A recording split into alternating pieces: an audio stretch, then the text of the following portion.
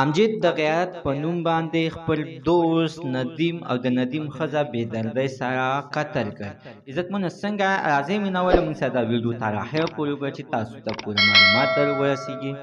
د دې معلومات نه مخکې راولي زه تاسو ته دا یادګینه وکړم تاسو کو چینل زموږ په دې سوپر کلیک چینل کې نوی وي چینل هم نوی سبسکرایب کړئ مهرباني وکړئ تاسو زموږ د سوپر کلیک چینل د سره سبسکرایب کړئ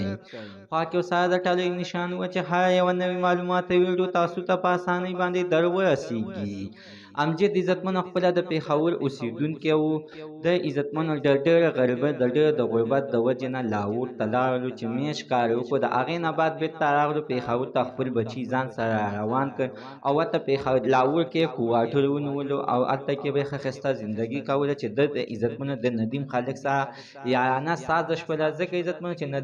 ندیم هم یو ځای کې چوکیداري کوله او ده هم کوله دواړه به یو ځای کار هم کوله او یو ځای کورونه مو چې ندیم عزتمنو د ملتان اوسېدونکی او ملتانی و او د ده عزتمنو ندیم دا به چې کله کور ته لاړلو امجد خالق چې به کله عزتمنو کار له لاړلو نو ندیم خالق به راغلی د ده ښځه به یعنې وچېله راټینګه به یې کړله کله به یې ورسره څه کول کله به یې څه کول خو اخر عزتمنو امجد ښځې چې دی نو خپل خاوند امجد ته وویله چې وګوره دا ندیم خالق دلته کې راځي او ما تنګی نه عزتمنو امجد خالق په 15 ځل باندې عزتمنو ورته وویل چې ګوره دا کار مه کوه دا کار ګوره موږ سره ګوته هم ښه نه لګي موږ پښتانه او تاسو پنجابیان وئ او د ملتان اوسېدونکی صاحب زما د سره دوستانه ده سته ولې ما سره اخر داسې کار کې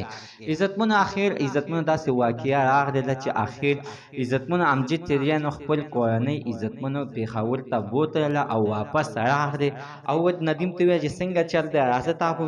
خو د ما نه خپله کورنۍ هم لاړله جدا کړله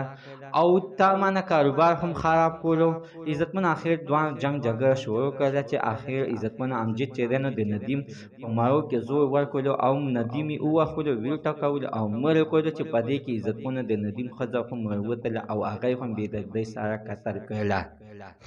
قتل کړه عزتمنو چې دی کې اوس د امجد سره خپل ملګری ګوهر هم شریک و. اخر عزتمنو چې کوم یو د ندیم موټرسایکل په هغې باندې خپه واړوله لاړل پېښور ته چې 4 میاشتې بعد عزتمنو دغه امجد اوس پولیسو ګرفتار کړی دی پولیسو سره دی آیا ده ته دې سزا ورکړل شي که دا دې معاف کړل شي. عزتمنو بله غټه خبره ده چې امجد خپلې ښځې له طلاق هم ورکړی. زموږ د ساتنه معلومات د دې پورې د نوي معلومات دپاره د سره زموږ د سوپر کلیک چینل د سره سبسکرایب کوئ خوا کې سره د ټلۍ نشان ووهئ چې هر یوه نوې معلوماتي ویډیو تاسو ته په اسانۍ باندې در ورسي.